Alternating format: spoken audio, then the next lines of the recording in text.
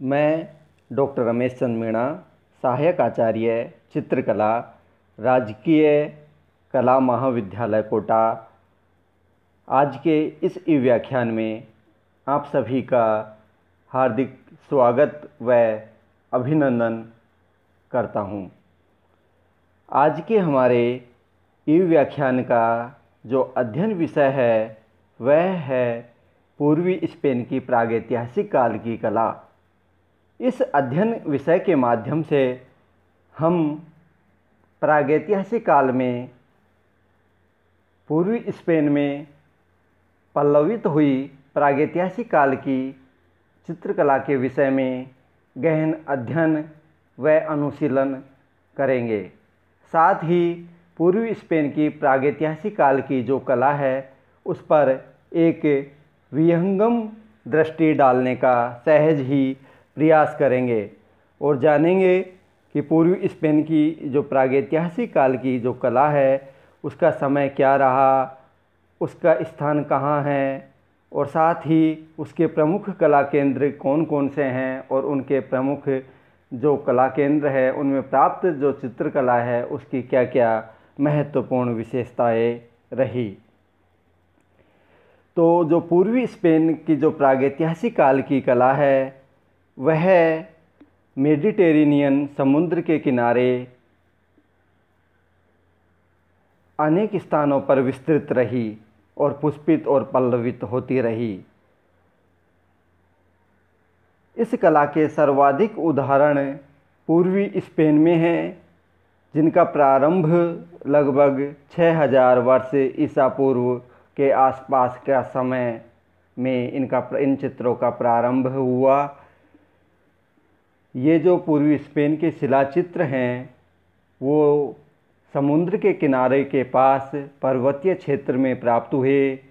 इन चित्रों में मछली व नावों के चित्र भी नहीं हैं।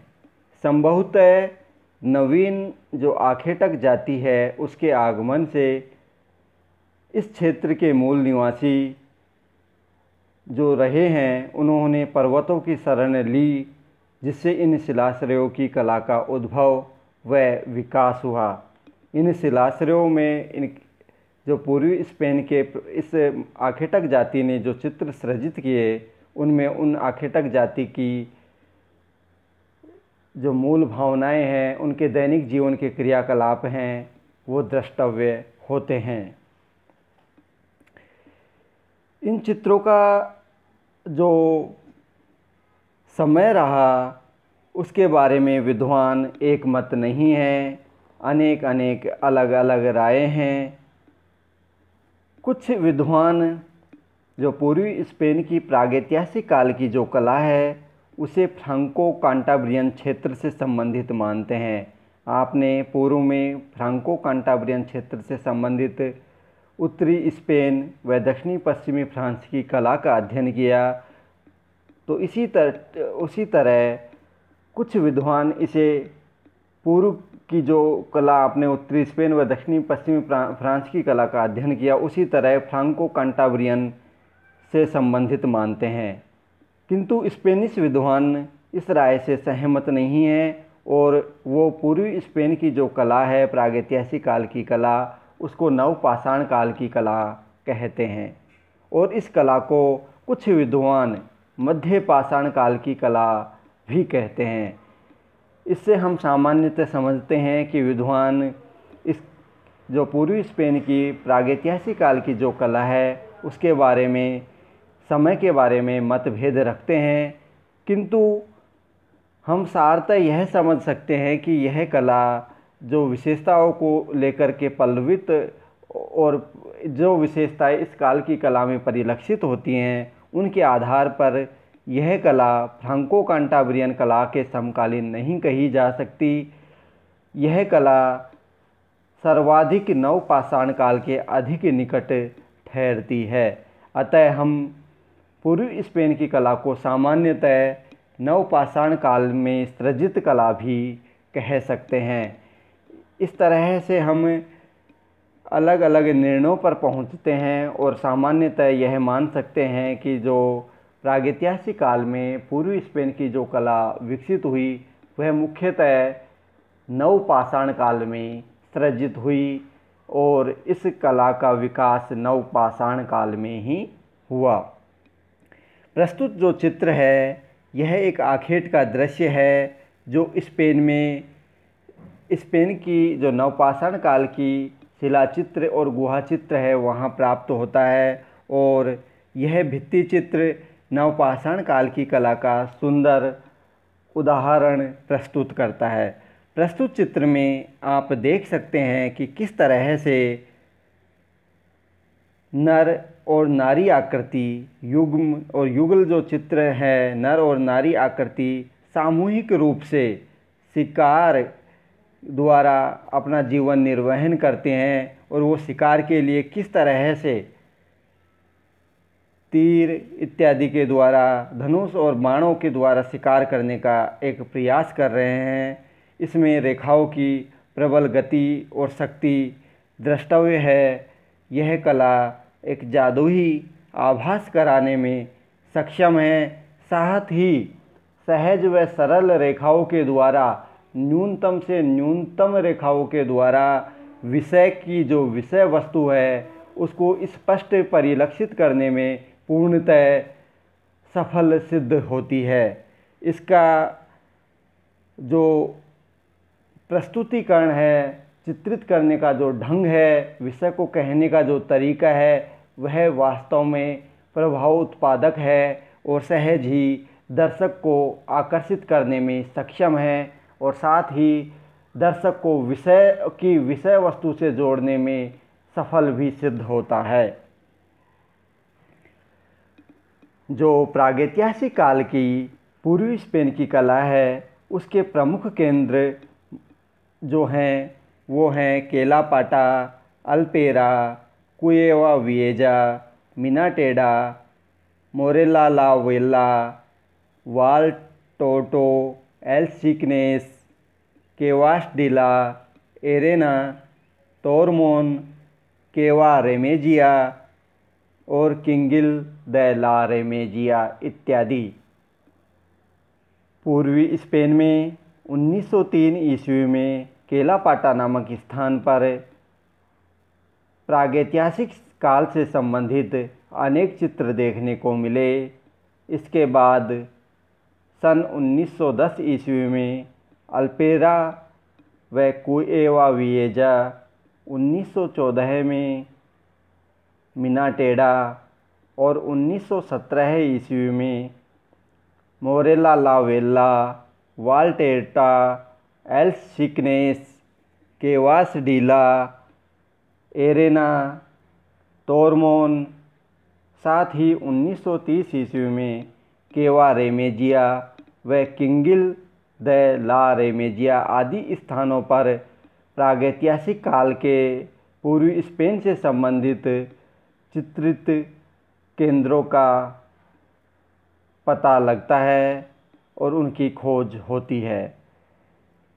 पूर्वी स्पेन से संबंधित इन प्रागैतिहासिक काल के केंद्रों पर प्राप्त प्रागैतिहासिक काल के जो चित्र प्राप्त होते हैं, जो दृष्टांत चित्र प्राप्त होते हैं, उनके माध्यम से हम पूर्वी स्पेन की इस नवपाषाण काल की कला को सहज ही समझ सकते हैं और उसके विस्तार को देख सकते हैं और भली भांति उससे अवगत और परिचित होने का एक अवसर प्राप्त करते हैं।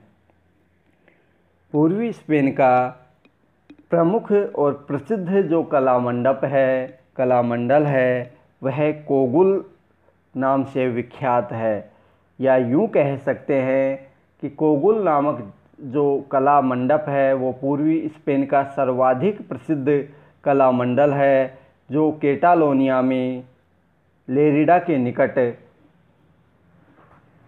स्थित है।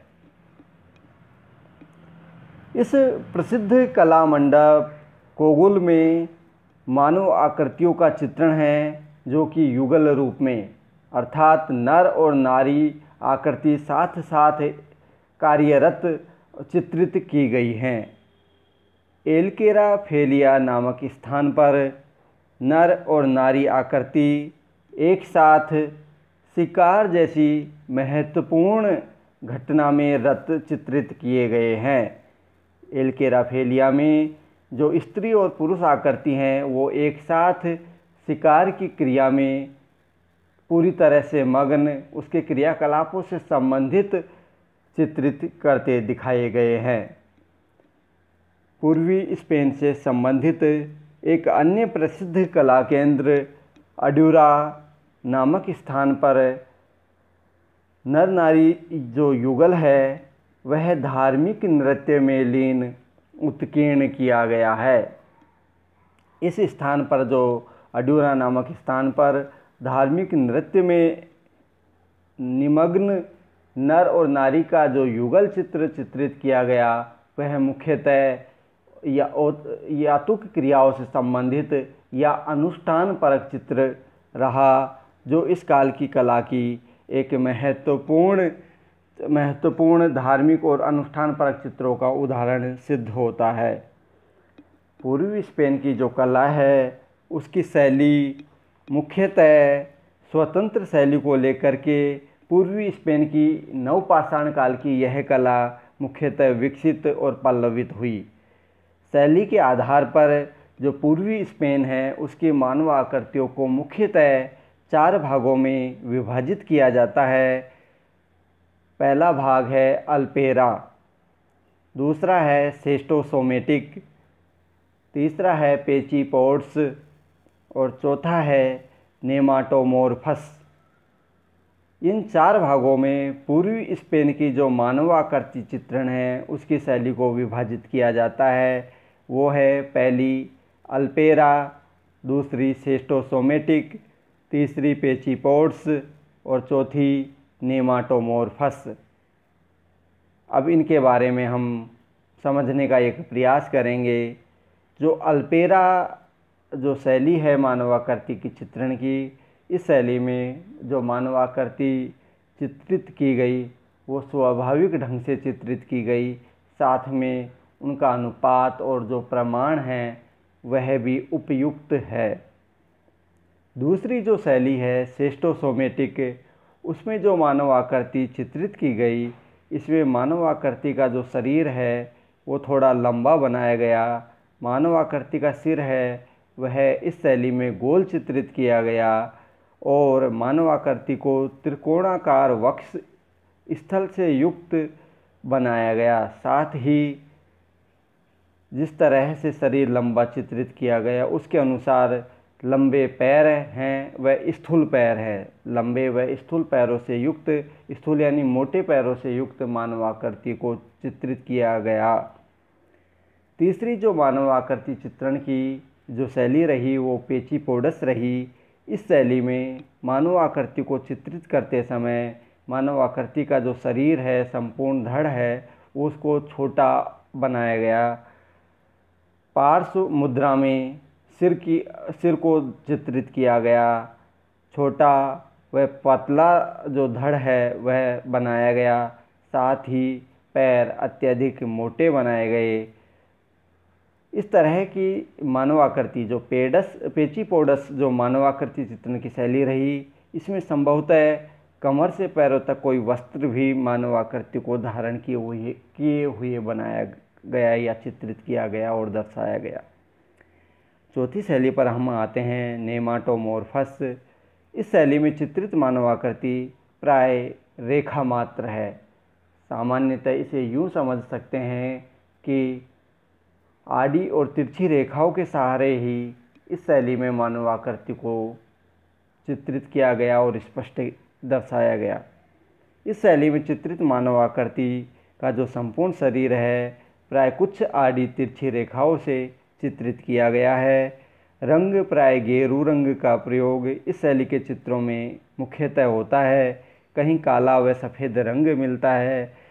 रासायनिक परीक्षण से ज्ञात होता है कि पतले रंगों का प्रयोग मुख्यतः पूर्वी स्पेन की जो नवपाषाण काल की कला है उसके चित्रों में किया गया। संयोजन की दृष्टि से देखा जाए तो यहाँ मानव आकृति व पशु आकृतियों को साथ साथ चित्रित किया गया। अलंकारिकता की दृष्टि से देखा जाए तो मानव आकृतियों को स्वाभाविकता के साथ साथ विशिष्ट शैली प्रदान करने से अलंकारिकता का समावेश पूर्वी स्पेन के इन नवपाषाणकालीन चित्रों में सहज ही हो गया है। मानव आकृतियों के सिर पर पंख भी लगाए जाते थे। साथ ही पुरुष आकृति प्राय नग्न है, पर कहीं कहीं साफा, टोपी, कमर पर वस्त्र, जैकेट इत्यादि पहने चित्रित की गई। स्त्रियों को भी अनेक प्रकार के वस्त्र तत्कालीन परिस्थितियों के हिसाब से पहने बनाया गया, पर वस्त्र जो वक्ष स्थल है वो मुख्यतः अनावृत है, अर्थात वस्त्र विहीन है। ये वस्त्र बुनाई का ज्ञान न होने से वृक्षों की छालों व चमड़े इत्यादि के बनते थे। स्त्री व पुरुष दोनों आभूषण पहने पूर्वी स्पेन की इस नवपाषाणकालीन कला में चित्रित किए गए। नवपाषाण काल की जो पूर्वी स्पेन की कला है उसमें सुनियोजित आकार, सरल रेखाचित्र, ज्यामितीय आकारों में मानव आकृति व पशु आकृतियों को दैनिक क्रियाओं में व्यस्त चित्रित किया गया है। फ्रांको कांटाब्रियन क्षेत्र में जो उपलब्ध कलाकृति हैं उनके विपरीत पूर्वी स्पेन में चित्रित नवपाषाण काल की इस चित्रकला शैली में प्रागैतिहासिक काल के इन चित्रों में जो कृतियाँ प्राप्त हुई वो खो व बाहरी शिलाश्रयों में अधिक अंकित हैं। साथ ही इस पूर्वी स्पेन के जो चित्र हैं वो मुख्यतः भूरे धरातल के विपरीत गेरू रंग से चित्रित होने के कारण ये स्पष्ट चमकते हैं। इनकी शैली, तकनीक, विषय आदि भी पूर्व में चित्रित प्रागैतिहासिक काल जो फ्रांको कांटाब्रियन क्षेत्र के चित्र थे उनसे भिन्न रहे। साथ ही इन शिलाचित्रों के सृजन का मूल प्रेरणा स्रोत तत्कालीन दैनिक जीवन की घटनाएं थी। ये कलाकार अपने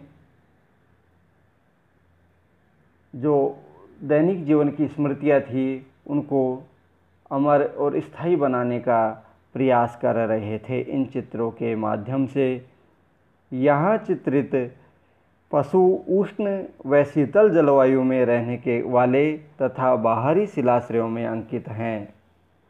इस तरह से पूर्वी स्पेन की जो प्रागैतिहासिक काल की कला है उसको इस व्याख्यान के माध्यम से हम समझने का एक सार्थक प्रयास करते हैं।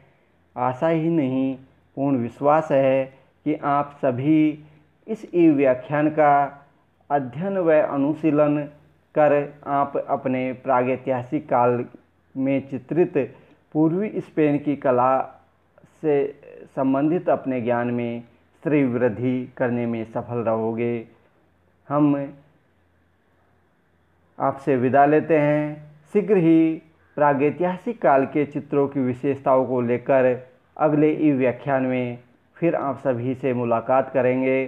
तब तक के लिए आप सभी इस व्याख्यान का अध्ययन व अनुशीलन कर अपने जो समय है उसको प्रागैतिहासिक काल की जो कला है उसके बारे में सहज ज्ञान प्राप्त करने का एक माध्यम इस व्याख्यान को अवश्य मानेंगे। धन्यवाद एवं शुभ दिवस।